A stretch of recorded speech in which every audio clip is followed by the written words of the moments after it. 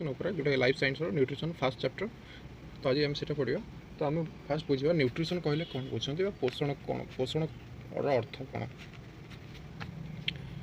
First of all human आम मनीष शरीर हो कि वृक्ष हो जीवजगत हो शक्ति उपर निर्भर करे एनर्जी उपर निर्भर करे जो एनर्जीटा से केमिकाली पाए खाद्य रूपे। तो खाद्य कौन हो खाद्य हजम हेल्ले से आपंकर एनर्जी बाहर प्लस पर्यवस्तु बाहर जोटा आप मल द्वारा तो बाहरी जाए। तो यही खाद्यर आम देखिले पोषण अर्थ हो उपाय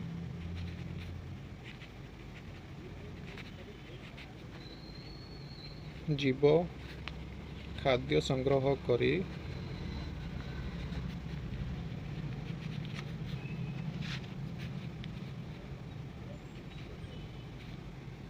तार जीवन जीविका निर्वाह करि थाए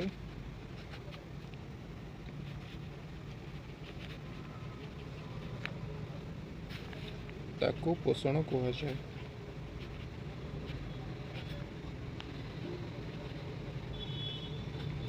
जीवन जीविका बा जीवन प्रक्रिया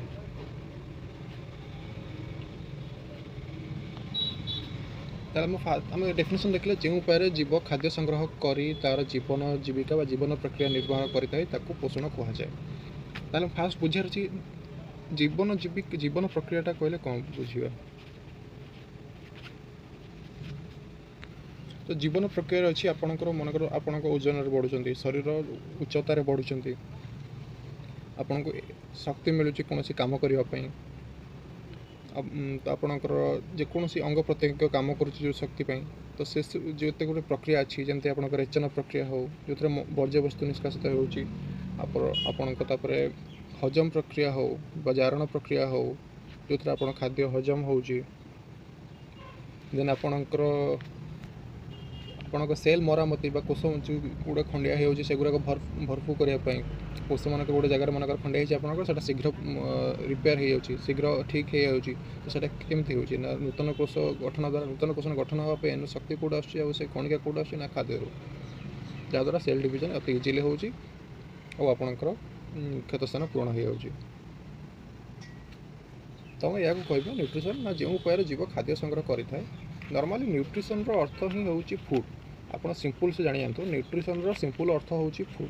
गोटे गोटे जीव फूड खाइले ही देहरे एनर्जी मिल एनर्जी मिले ही से किसी काम कर कि जीवन जीव से चली पार दौड़ी पार किसी काम कर किसी भाई पार किसी भी कर। तो सबू जीव जगत को न्यूट्रिशन दरकार से फास्ट चैप्टर रखा है न्यूट्रिशन। तो आम न्यूट्रिशन आम ये कौन पढ़ा ना nutrition different types of food पढ़ा केमी केते प्रकार फूड अच्छी केते प्रकार खाद्य अच्छी आपणकर तापर से खाद्य गलापर आपणकर हजम होमती ऑक्सीडेशन हो जारण हो हजम हो ऑक्सीडेशन अर्थ जारण से हजम तो केमी हो डिटेल्स विषय आम ये चैप्टर में पढ़ा। तापर आम पढ़ा ये आउ गए अच्छी आपणकर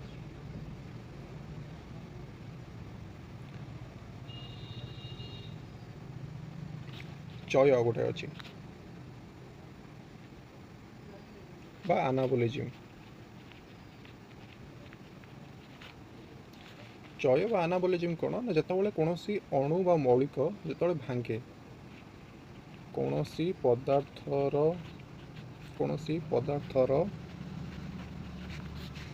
विघटन को सॉरी विघटन संगठन को चय कहा जाए।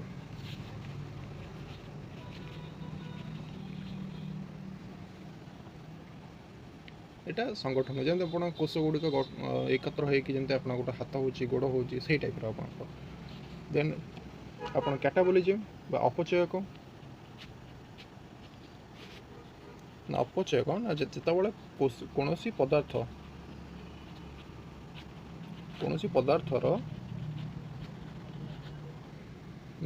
पदार्थर विघटन अपचय कह जाए। जमी आप खाद्य जो आप भात खाऊँ से भितर भात रोनी भितर हजम हो भातर निम्न कणिका बाहर भातटा विभाजित हो कार्बोहाइड्रेट बाहर तो यही टाइप कह जाए अपचय। गोटे जिनसर विघटन घटे नष्ट होकर आउ दुटा जिन बाहर भांगी आउ दुटा जिन बाहर कैटाबोलिज्म अपचय कह जाए। ये इंपोर्टेंट इकोनॉमी का आसो सियोर यहाँ मन रखिए। नेक्स्ट टाइम पढ़ा खाद्यर प्रकार भेद माने खाद्य केते प्रकार। तो आम कौन करवा ना कि आम मापदंड नहींचे कि बेस नहींचे जमी रासायनिक गठन आम गोटे नहींचे रासायनिक गठन इंग्लिश रे कहबा केमिकल स्ट्रक्चर। आपन रासायनिक गठन तापर आपन नेक्स्ट रोचे तार कार्य बस क्यों काम करुच्ची तापर आपन रोचे शक्ति प्रदानकारी क्षमता एनर्जी रिलीजिंग एबिलिटी केते शक्ति दौची सही आपनकर कौन अच्छे शक्ति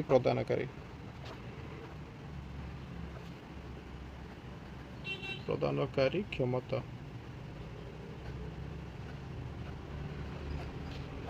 तो एमती आप रोचे एनर्जी। तो ये तीन टा बेस को लेकर आम जो खाद्य गुरा खाऊ डिवाइड करा जायछि।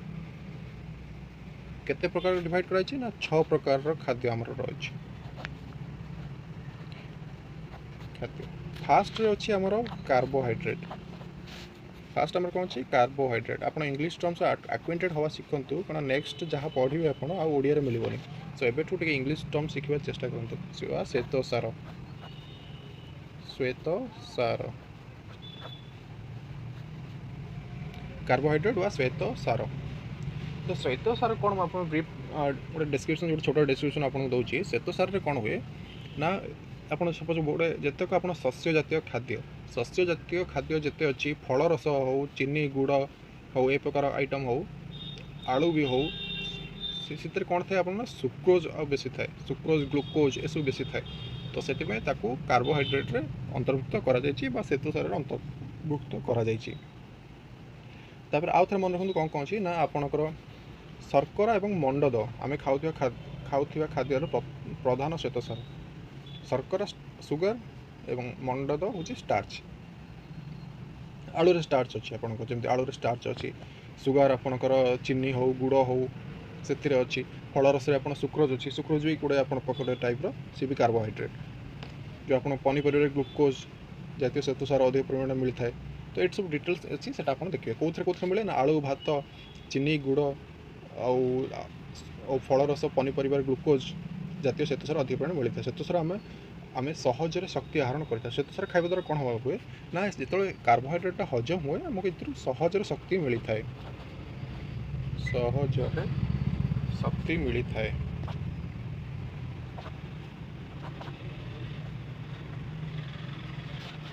इथर सहजरे शक्ति मिलता है। आमर ग्लुकोज गोटे अच्छी ग्लुकोज ग्लुकोज यहाँ देखो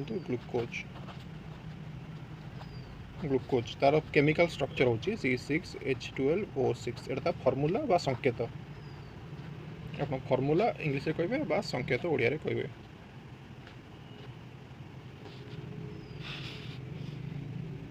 जो तो रही है कार्बन रही है हाइड्रोजन रही है ऑक्सीजन बा अंगारक उद्जान अम्लजान। तापर आम कहे ना जो सेलुलर रेस्पिरेशन हुए बा कोशीय श्वसन ये जिनसा देखो कोशीय श्वसन कौन जहाँ दे मुझे डिटेल्स जाऊँगी कोशीय श्वसन बा सेलुलर रेस्पिरेशन ये देखो सब इंग्लिश नुआ नुआ टर्म शिखु सो दैट आपको हेल्पफुल हम +2 जब आप पढ़ले सेलुलर रेस्पिरेशन। तो कोशीय श्वसन आपंकर कौन कर कौन से ना जो गोटे आपंकर सेल हो बा कोष आपण शरीर में कोष मानक कोष माने खाद्यर सरल कणिका को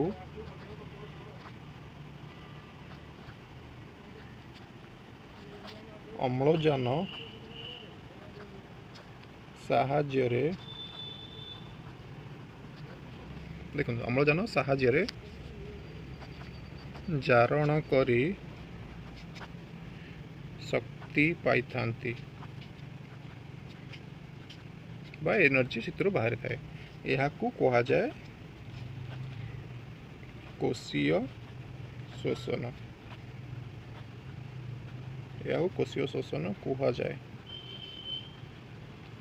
देखिए यह कोशीय शोषण कह जाए कोशीय शोषण आप बुझीपारे कि खाद्यर सबुठ सरल कणिका मनकर आप भात खाऊँ तो भात तो आप कोष पाक जीवन ना एड बड़ भात कणिका तो तादर ग्लुकोजटा आप बाहर की जीव यही मलिक्यूलटा बाहर की आप कोष पाक जीव कोष ब्लड जो ऑक्सीजन आसी आप जो फास्ट आप ब्रेथ कले इनहेल कले आप प्रश्वास ने प्रश्वास ना फुसफुस को जीव फुसफुस कौन अच्छी ना आपणकर टोटाल रक्तर सब छोट छोट धमनी अच्छी अति सूक्ष्म धमनी अच्छी रक्त झिली गुरा अच्छी से झिली मानक कौन हम ना से आल्वेओली भी कह जाए आल्वेओली झिली गुरा अच्छी सी कौन करेंगे ना जितेक कार्बन डाइऑक्साइड थो अंगारकाम्ल थी आप बॉडी भितर से छाड़े प्लस नुआ ऑक्सीजन ने यहाँ केमी हुए ना यहाँ हुए आपंकर पार्शियल प्रेशर जो ऑक्सीजन पार्शियल प्रेशर जेहेतु कम थाए जेहेतु ऑक्सीजन बहुत कम अमाउंट है सो पार्शियल प्रेशर भी कम थाए तो अधिक लंबा पाठ कि आप छोट इनफर्मेशन दे दूँ कि केमी हुए आपंकर शोषणटा केमी ऑक्सीजन आप बॉडी भर जाए तो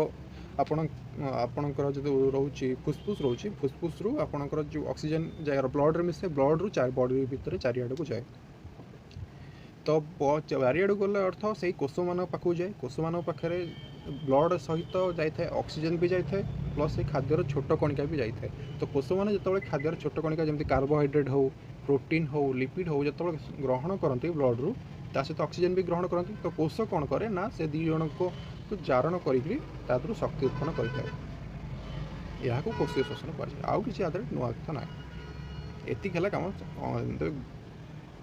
तापर ग्लुकोज को जारण कले कौन बाहर ना आप अंगारकाम्ल और जल सृष्टि हो जो कोषटा भर को ग्लुकोज जीव ऑक्सीजन सहित जो तार जारण हो अंगारकाम्ल बाहर प्लस आपंकर वाटर बाहर तापर आम नेक्स्ट गोटे अच्छी पुष्टिसार पुष्टिसार मुख्यतः माछ मांस अंडार धला अंश मन रखना अंडार केसर नुह अंडार केवल धला अंश छेना क्षीर वाणिज द्रव्य डाली जातीय शस्य सोयाबीन आदि आम पुष्टिसार प्रोटीन पाई था तो पुष्टिसार देखिले पुष्टिसार कौन कौन मिलूँ ना माछ मांस अंडार धला अंश तो कहते white protein egg white protein तार ना हूँ एग व्हाइट प्रोटीन तो छेना क्षीर परी वाणिज द्रव्य और डाली जातीय शस्य आम पुष्टिसार पाई था शरीर में वृद्धि एवं नूतन कोष तंतु गठन पर पुष्टिसार एकांत आवश्यक तो शरीर जो आपंकर हाइट बढ़ुची गोटे खंडिया हेले शीघ्र फुलफिल होता कौन हो ना प्रोटीन थे आप तो प्रोटीनटा केमी तैयारी हुए पुष्टिसारटा केमी ना अमीनो एसिड एमिनो अम्ल जोटा इंग्लीश में आप अमीनो एसिड चेन द्वारा श्रृंखल चेन बा आपणकर श्रृंखल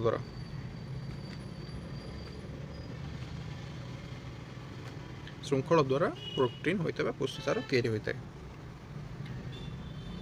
तेणु जो हजम हम तो पुणी से तार सरल कणिका पलि आसो अमीनो एसिड ही पलि आसो अमीनो एसिड पलि से पुणी सेल रिसीव कर से एनर्जी बाहर कर से बढ़ यूज कर देन आप स्नेहसार सेमती माछ मांस माछ क्षीर छेना लहुणी अंडार हलदिया अंश से अंडार धला अंश था प्रोटीन येलो पार्ट जो आपंकर योगटा रोचे अंडार केसर जोटा कहते आप और तेल घी स्नेहसार चर्बी लिपिड जातीय खाद्य थाए एक्चुअली स्नेहसार फैट बा लिपिडा प्रायतः जो ऑयली जिनस गुड़िक चर्बी जातीय जिनस से स्नेहसार लिपिड फैट से भर्ती थाए कोष झिल्ली तैयारी लिपिड्र प्रमुख भूमिका रही क्वेश्चन पड़ो कोष झिल्ली तैयारी केउं खाद्य सारर मुख्य भूमिका रही आप लिखे लिपिड बा आपणकर स्नेहसार यहाँ इंपोर्टाट क्वेश्चन कोष झिल्ली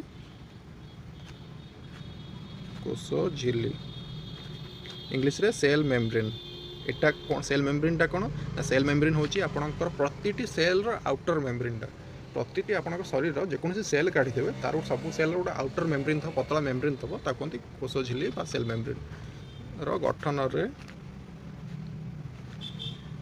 स्नेहसार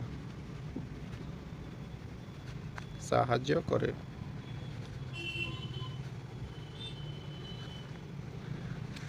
तो आप मैंने क्वेश्चन तो सार कौन यूज हो टर्मटा जो स्नेह सार पुष्टि सार एसबू टर्म धातु सार हो कि आपणकर श्वेत सार हो सार टर्मटा कहीं यूज सार टर्म यूज कर अर्थ जो आम जपर सार आम पके आप देखते सारर अर्थ हो कौन ना गोटे वृद्धि कर सहायक जी हो जमी आप गच फसल टाइम सार आप यूज करते वृक्ष मान वृद्धि कहीं शीत जो वृक्ष मान जो खाद्य दरकार वृक्ष मान जो धातु सार दरकार से इजिली मिलगले शीघ्र गठन शीघ्र हुए शीघ्र वृद्धिटा शीघ्र हुए आप फल फूल सब इजिली पाइपारती शीघ्र तो से सार कहुए जोटा कि गठन वृद्धि में साहाय्य करें।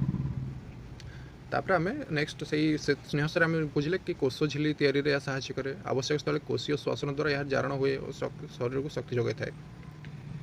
तो जितेबाला आपको शक्ति मनकर आप खाई नथिबे मोटा लोक जो खाई नथिबे तो से अधिका समय पर्यंत न खाइले कौन हुए ना चर्बी गुड़िक मिल जाए से एनर्जी मिलता है।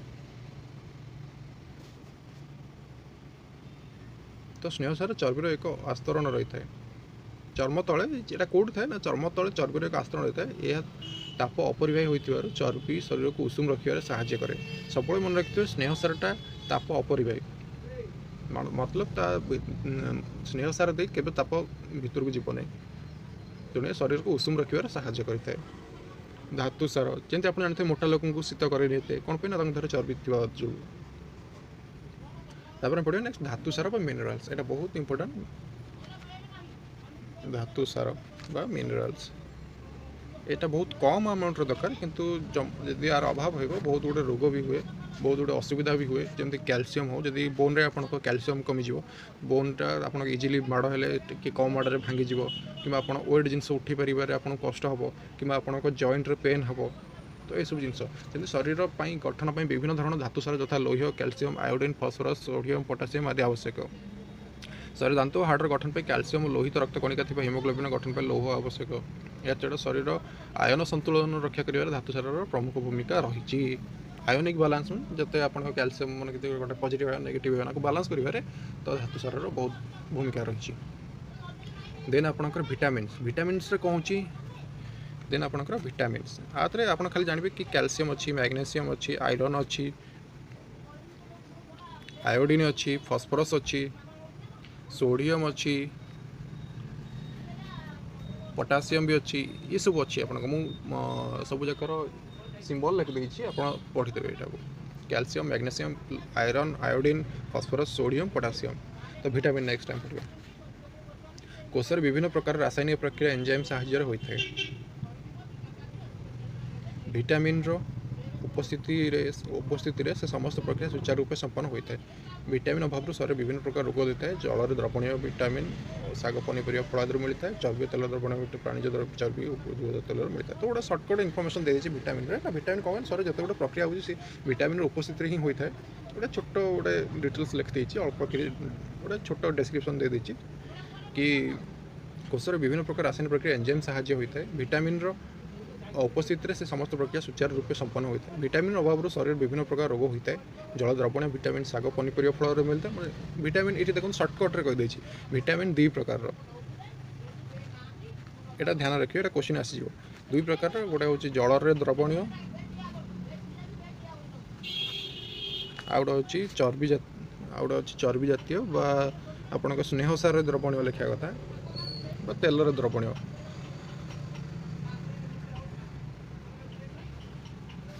जलर द्रवणीय गोटे तेलर द्रवणीय ये गोटे टाइप ये गोटे टाइप आप विटामिन्सटा विटामिन्सटा आप 2 टाइप। नेक्स्ट जल जल तो जानते आम शरीर में 70 ରୁ 90 भाग प्राय जल कोषर स्थिति होती विभिन्न प्रक्रिया जल नित्यता झाड़ परिश्रम निश्वास प्रतिदिन प्राय 3 ରୁ 4 लिटर पानी पीवा उचित। आम एक्चुअली 2.5 लिटर जो आम कहूँ से अति मिनिमम रिक्वायरमेंट बॉडी पे एनी हाउ आपको 2.5 लिटर पीवा पड़ो बट आपको आटलिस्ट 3 ରୁ 4 लिटर पानी पीबार अच्छे। शरीर जल अंश कमिगले शरीर अवश्य हो जाए विभिन्न असुस्थता प्रकाश पाए।